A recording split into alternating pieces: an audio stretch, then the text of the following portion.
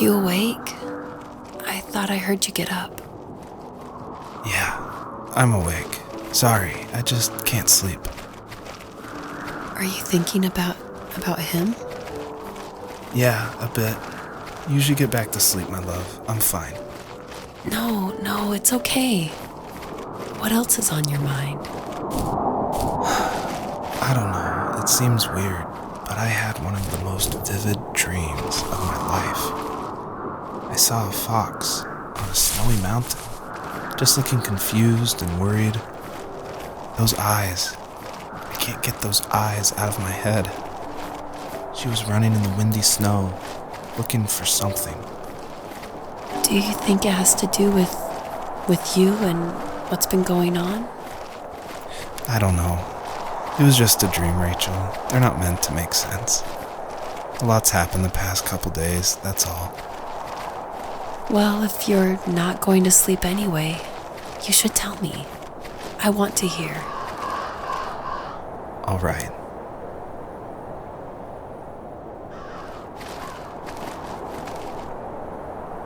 So, not far from her home, she followed that path to something unexpected.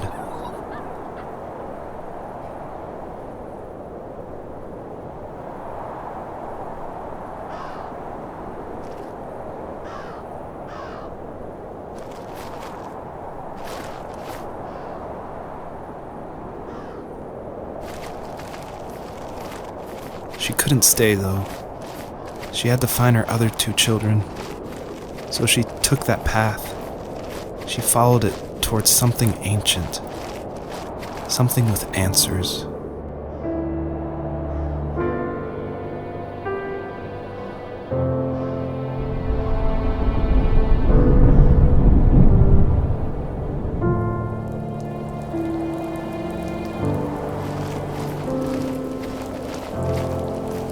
The fox looked high and low, searching for any sign of her cubs. Points of light showed the way to this ancient tree. It was as if each one had a story to tell, all their own. The land was trying to tell my story, too. I felt like I was right behind her the whole time.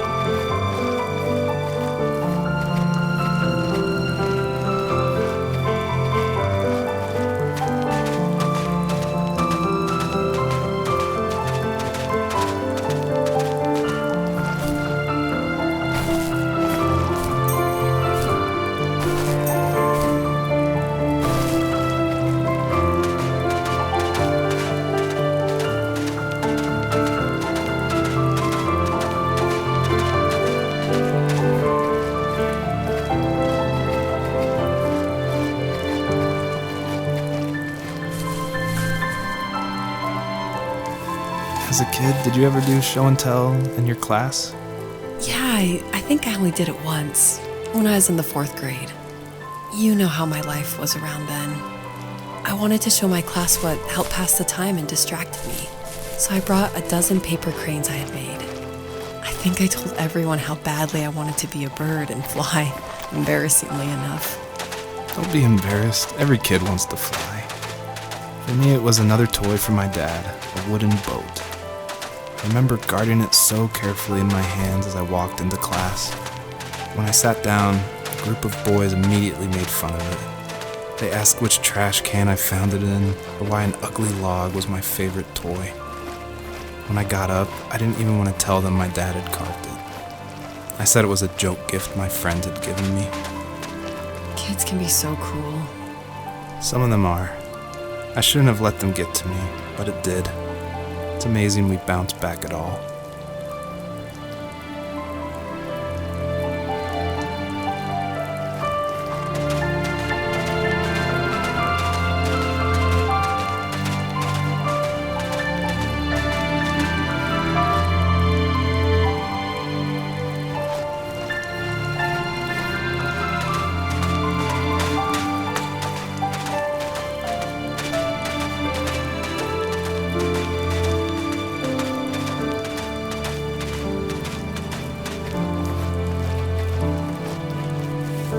Do you remember what my dad did for a living? Wasn't he like a lumberjack? That's one way of putting it. If wood was a canvas, then a carving knife was his paintbrush. Even after working a 50-hour week, even after his hands were more splinters than skin, he would bring home the nicest piece of Alaskan weeping cedar and make me toys. That wooden train was the first toy I can remember, and I loved it. I just knew from a young age I was going to be a lumberjack, like my father.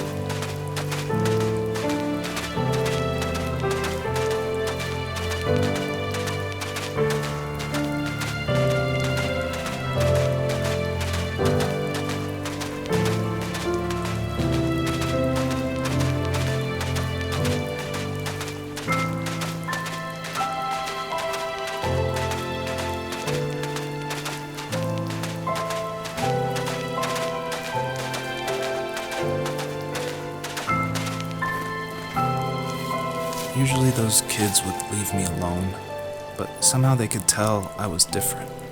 They made fun of how far away I lived. They called my dad a sourdough. I was a blabbermouth as a kid, telling my dad stories I made up for hours. But after that show and tell, I didn't tell him much anymore. He didn't know exactly what was wrong, but his best guess was that the toys he carved weren't cool enough. He carved me a tank and tried to tell me what it was like to be in a real tank as a serviceman. I didn't know your dad was in the military. Yeah, in the army. The sad thing is that I've pretty much forgotten until just now. There's so much I still don't know about him. I'm sorry. He knows how much you love him. You're going to see him again soon and have some closure, I'm sure.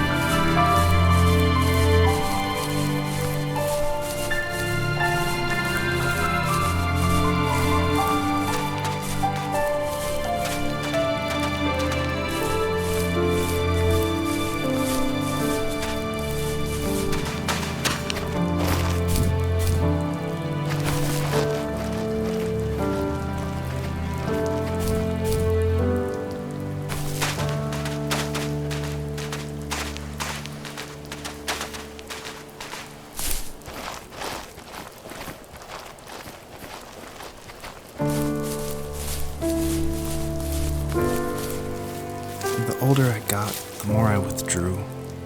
I asked myself, why talk to anybody anyway? Why bother when I'm happy by myself? I started drawing a lot, mostly animals I saw in the woods by my home. I then imagined designing my own hideouts with things like TVs and pantries full of chips and cookies. I think that idea of leaving home and drawing blueprints started my career. I found a lot of solace in that. I'm not surprised, but I did the same thing, you know? There is something special about having a place to call your own. And now look at us. Well, if you count renting in an overpriced city. It's as close as we can get for now.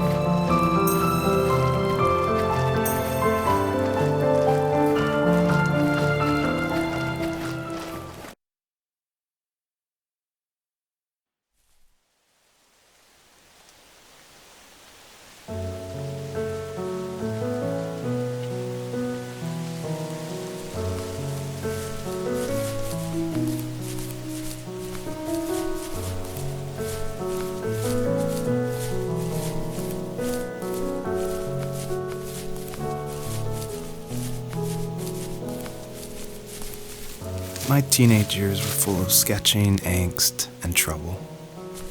I wasn't popular or unpopular. Maybe just forgettable. I guess that gave me a sense of freedom, so I hung out with crazy kids, doing crazy things, even though I mostly just watched the chaos ensue. We did it all. Put fireworks in mailboxes, hide roadkill in people's garages, break windows of the barber shop in Anchorage. My dad was furious, but he was so busy working he couldn't do much to stop me from going out. I think being an adult means there's no one to stop you making hard decisions. He had to make a living, and he couldn't be in two places at once. Yeah, I realize that now. But at the time, I was sure he was more interested in growing his business than what was going on with me.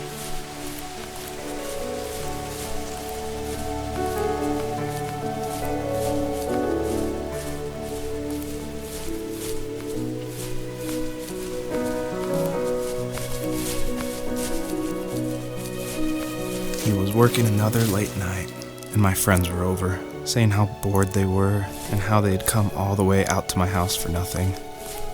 One of them mentioned how that old, ugly beyond belief truck was still in the garage, and how we should take it for a spin. I was only 15, so I kind of fought it for a while. The next thing I knew, we were careening around the mountain path, rocks spitting onto the sides of the cliff, while my dad's cringeworthy bluegrass blared out the speakers. I drove while my friends were in the back of that yellow and purple truck, throwing beer bottles and trash at anything remotely interesting.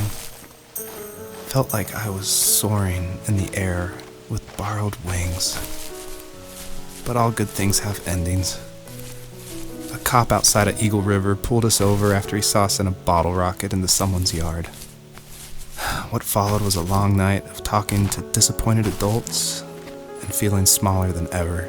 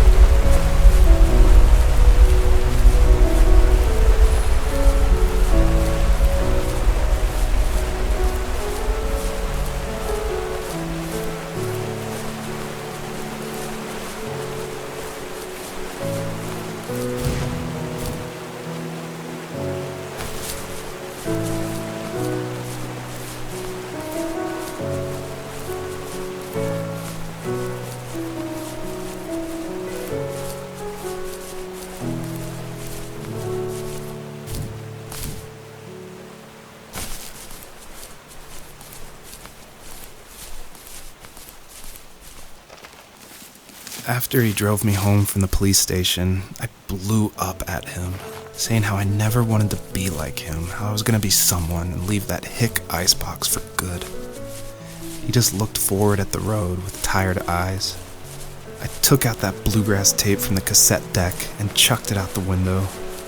In my sage teenage wisdom, I thought I had proved the ultimate point. But my dad had a different idea.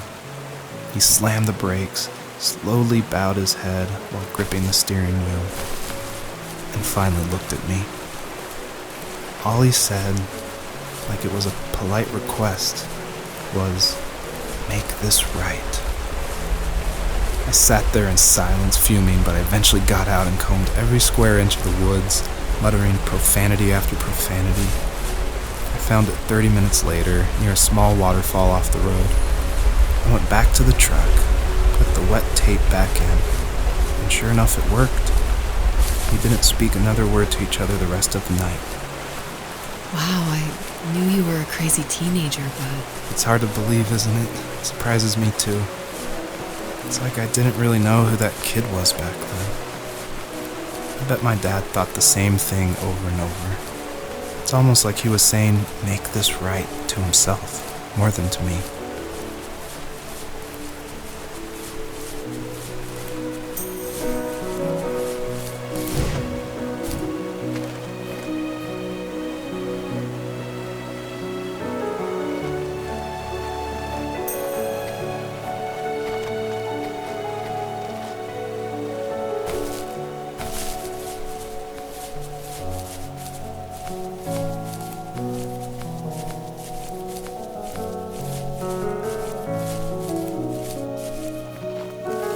If there was some way I could take my love of drawing and turn it into a way of escape, nothing would make me happier. I wanted to create instead of tearing trees down. I wanted to move to the lower 48, not because I hated it there in Alaska, but I hated the idea of it. It's like all of that spite inside me had created this monster which followed me around my whole teenage years. I put so much energy into doing what others didn't expect of me. Why did I do that? There's one fact you're forgetting, though. If you didn't have that fire in you, we probably would have never met. You're absolutely right.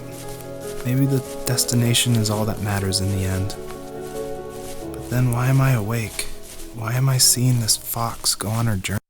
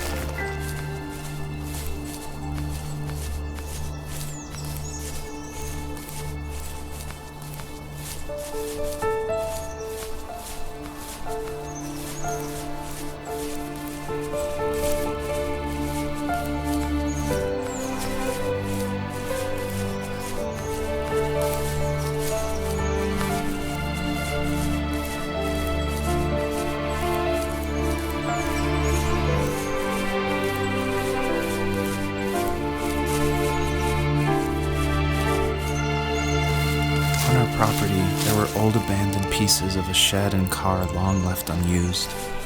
I used to ask him all the time who those people were that left all this junk. And I'm sure he got so tired of hearing it that he made up some elaborate stories how a brown bear ate them and haunted the woods afterwards. What's funny is I think it made those people seem more real. Growing up thinking they were still hanging out like they couldn't say goodbye. I used to tell my friends how I could swear I saw spirits move near the water, and that always freaked them out. I guess it didn't bother me, because the way I saw it, they were normal people with old cars and sheds, just trying to figure out how to survive and be happy in the middle of nowhere. It was a cool thought that they didn't want to leave, but you know, I was a weird kid. Well, you had good company since those ghosts like living in a place where they were brutally devoured.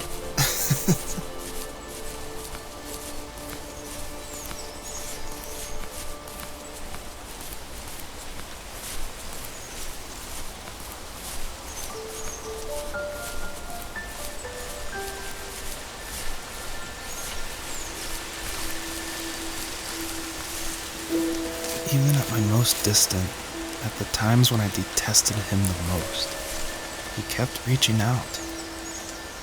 For a year straight, he asked me every week when we were going camping. I thought he was just dense. Eventually, to shut him up, I agreed.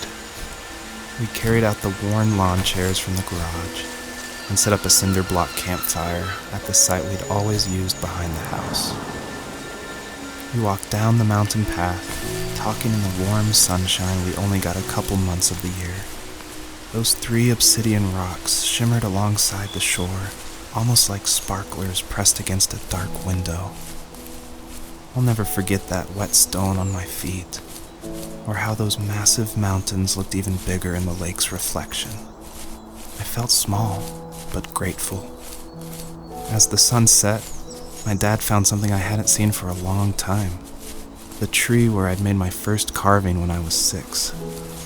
I hadn't even carved it. My dad had helped me, but I still called it my tree. Something about seeing my name there made me open up, and we talked about everything that night in that old camouflage tent. I told him how much I loved sketching and design, and how it would be a dream to study architecture in Seattle. I told him how I didn't get along with my friends much anymore, but that I didn't mind being alone. He told me he was there for me, and he joked that if all he had to do was write my name on a tree to finally get me to talk, he would have left me carved logs with novels on them in front of my room every morning. I don't know why it took me that long to realize it, but it was then I knew how much he had sacrificed for me.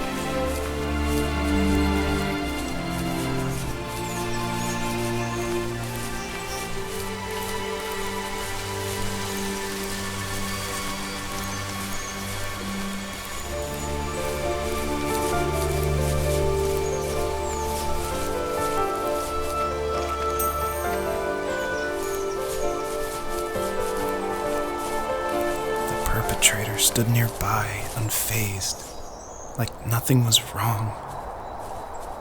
My dad is dead, and he's never coming back, Rachel.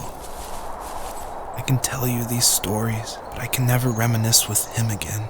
He can never hold a grandchild that we'll probably never be able to have. I can never talk to him again, and I'll never be able to say I'm sorry for everything.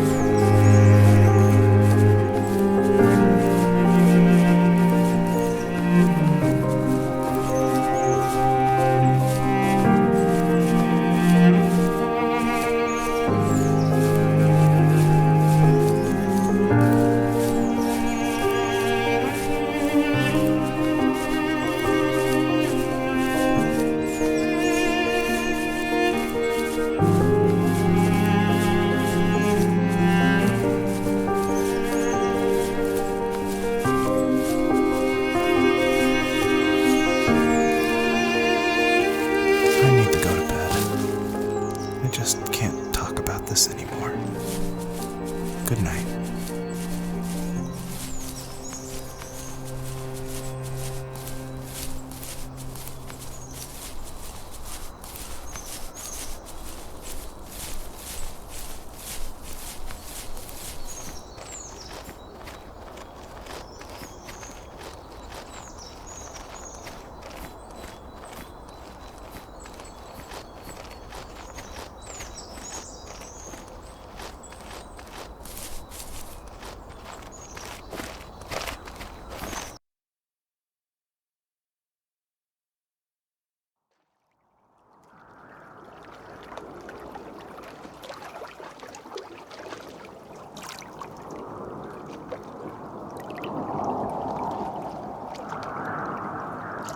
Joseph, you can't go to sleep feeling like this. I'm sorry for everything, and I know you need space, but I'm here for you.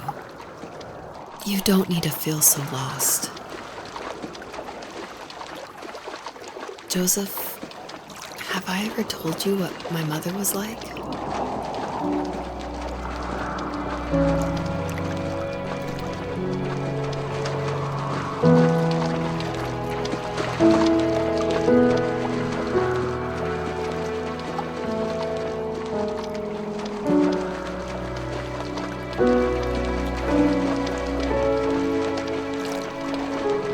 You know what it's like not to have a mom at home. And you know how hard that made my childhood. What helped me was watching the birds in the morning before the school bus came. I thought that my mother was one of those birds, and it made me want to be free like her. My mom taught me how to fold origami cranes while she was in the hospital. So I told myself I would fold one every day until I could fly myself.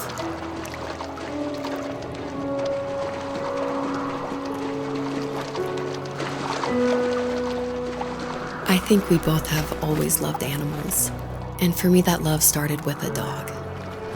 Sometimes this Rottweiler would come up to our property line and wait at the fence for me, but only once in a while. I was sure to check every day immediately after school, and it usually ended in disappointment. I would even steal money from my passed-out dad just so I could buy these off-brand dog biscuits. Even when she did stop by, she never went beyond the fence. Why was she so scared? I think my dad was the opposite of your dad in almost every way, except he was in the military as well. He coped with alcohol of every kind. The trailer started falling apart, he got angry, and I withdrew. More and more, I became the weird, quiet kid who made lots of origami birds and carried dog biscuits around. I think we were pretty similar when it came to being the weird kids. And that same sincerity in college was one of the reasons I was so drawn to you.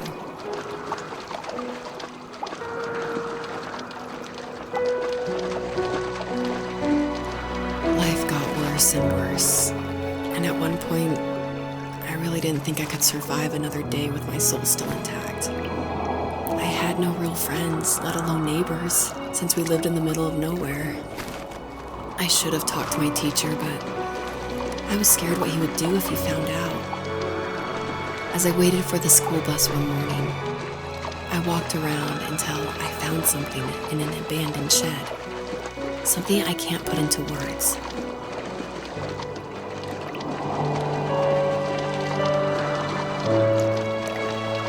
I summoned courage I didn't know I had, and I broke into my dad's room and found the key to the shed where he had locked my bike.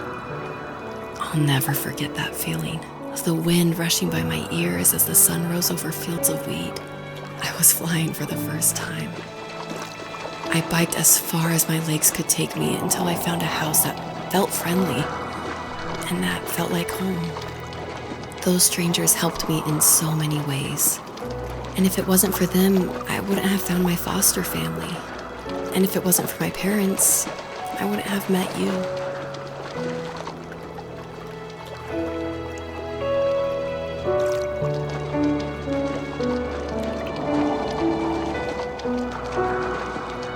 You have strength, Joseph, and you're not as alone as you think. It's all just so pointless, just waiting for life to happen. It's like having the home I always wanted is cursed out of my reach. The thought of being a parent myself, how could I do that when I couldn't even be a good son? I'm sorry, I know what you're saying. I just don't know how things will work out. These quiet hours will turn into years. We'll wonder which roads passed us by. Then we'll forge a new road together. Besides, I discovered for myself that one fateful morning where any hopeful road leads to. There may be thorns and mist, but it always leads to the same thing. And what's that? Family. I'm so glad that you're part of my family, Rachel. And I'm glad you're part of mine.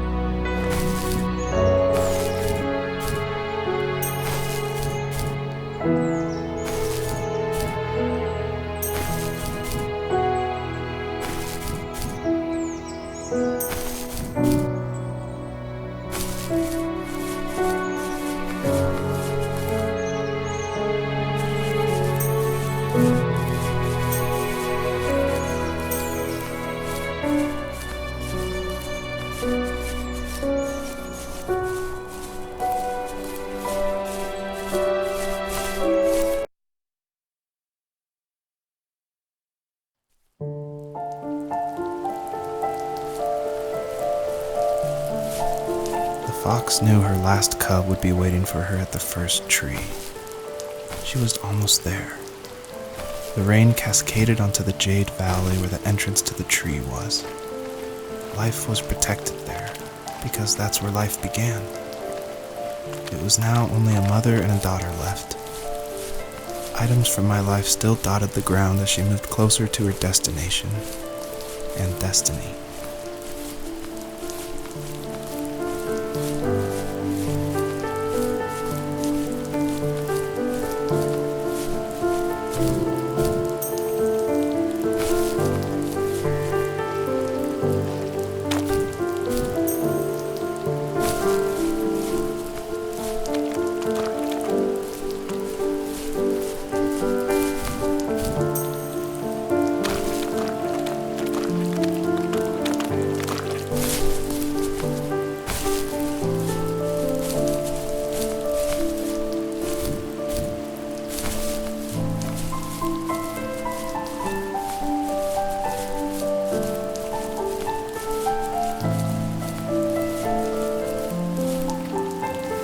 At the end of high school, I felt something I hadn't felt in a long time.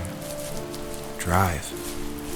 I looked into the best architecture schools on the West Coast, then got a dose of reality when looking at other students' portfolios and the high cost of tuition. I still wanted to be something, to be the next Alvaro Siza, and to make those thousands of sketches worth something in my grand history. But now even an internship sounds impossible. Siza helped me understand how essential emotion is in architecture, and he also said light is the real composer of space. I like to think these glints of light, like not finding a job or even a strange dream about a fox, are something I should be thankful for, even if the illuminated space is something I'm less than comfortable with.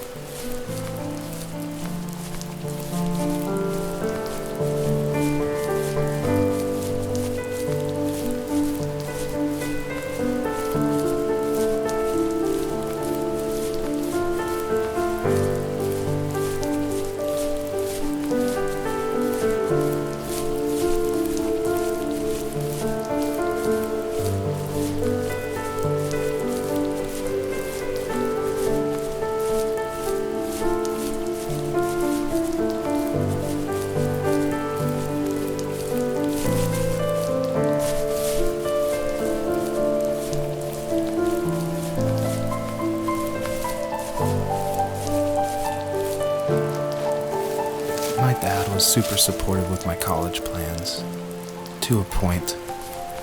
Things were okay until this terrible accident happened. I guess a forklift flipped over due to a bad axle, and it crushed one of the workers there. My dad didn't eat for days, even though he wasn't directly involved. It devastated him. Not only did it hurt the business, but it just freaked him out. He would talk in his sleep, muttering things about firing people and saying sorry.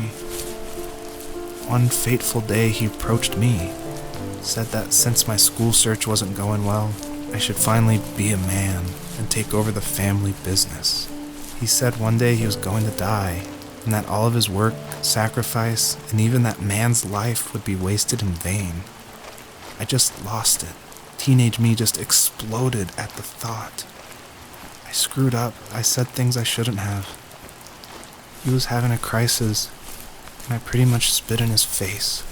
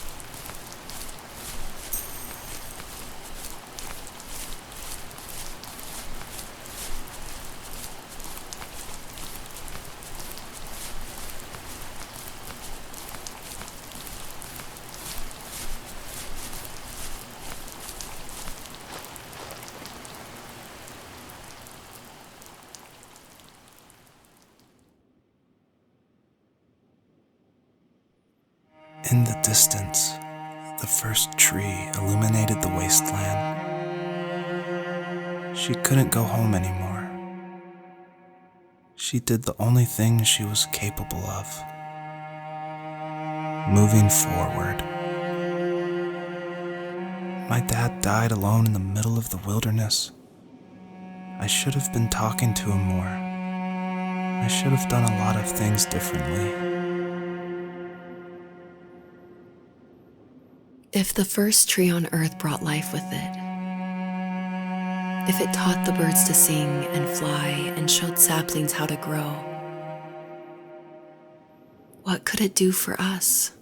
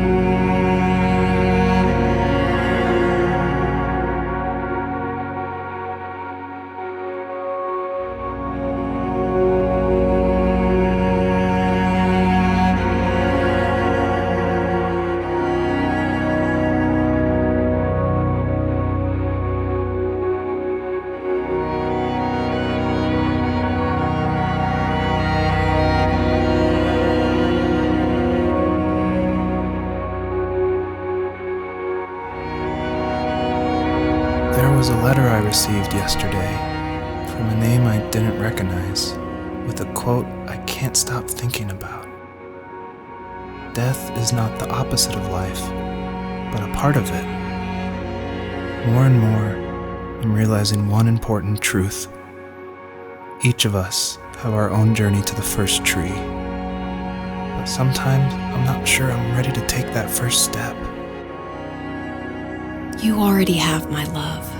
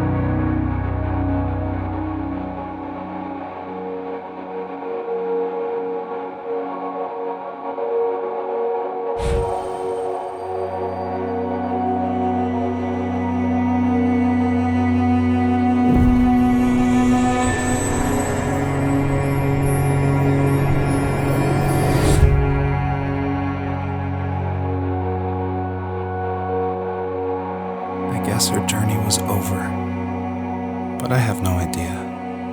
It was only a dream, a distraction from tomorrow. I don't think dreams normally bring back to memory so many important feelings. Maybe it was just a dream, but it was also a gift. Yeah, I suppose. But tomorrow we're getting on a plane to the last place on Earth I want to be.